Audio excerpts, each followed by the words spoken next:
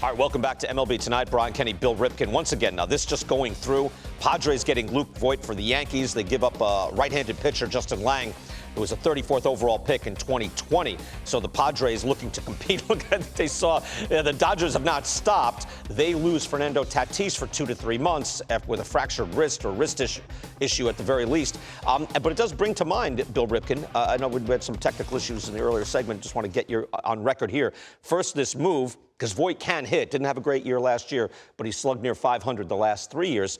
There is a DH, but also Eric Hosmer has been at first base. What does this mean? You know what? I think, my opinion right out of the chute, okay, more DH-based, more of a right-handed hitter in my lineup that's going to do a little bit of damage to kind of replace, not replace the defensive position of Tatis.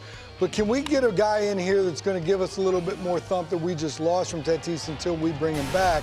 I still believe Eric Hosmer is going to be the first baseman of the Padres. I know there's been a lot of conversation swirling around this dude.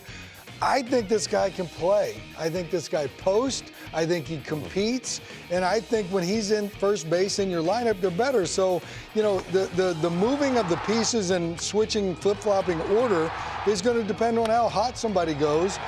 But I like the fact that they have this guy Hosmer in the lineup as an option every day, because we know the third baseman on the other side of the field post every day. Yeah, Machado plays. And there's nothing wrong with having two guys that you can count on every single day to go out there and put up some numbers. Machado played 153. Hosmer played 151. I'm with you on Hosmer. Yeah. His OPS plus was 104, so that's just barely above league average. So he's not hitting for a lot of power, but his at-bats are competitive. Hits for contact. He's always engaged. Also, they front-loaded his contract, so it was a big free agent deal by the Padres a few years ago. He's got 4 years left at $59 million. So it decelerates and actually makes it more palatable. I love that deal. So now as the player ages, he's less productive, but he's costing you less. Now, and it might be two things, because I could look at that in San Diego and say, okay, well, dude, in today's market, what's wrong with this guy?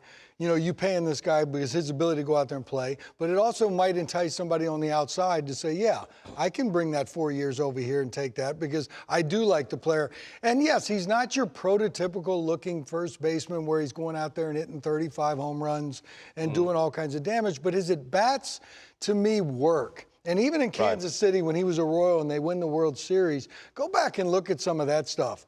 He thrived with men on second and 2 outs. He'd find a way to find some form of outfield grass and put a point on the board. And I like those kind of guys. So if he's not your prototypical guy, okay, so be it. But can you live with that for 4 more years? I could live with it. He actually should have been the MVP of that World Series. He won separate games in there, including the dashed, the plate, and everything else. And now we're talking years later, and you got to get the production. And the Padres get it now with Luke Voit and still have Eric Hosmer there, but you wonder what they might do.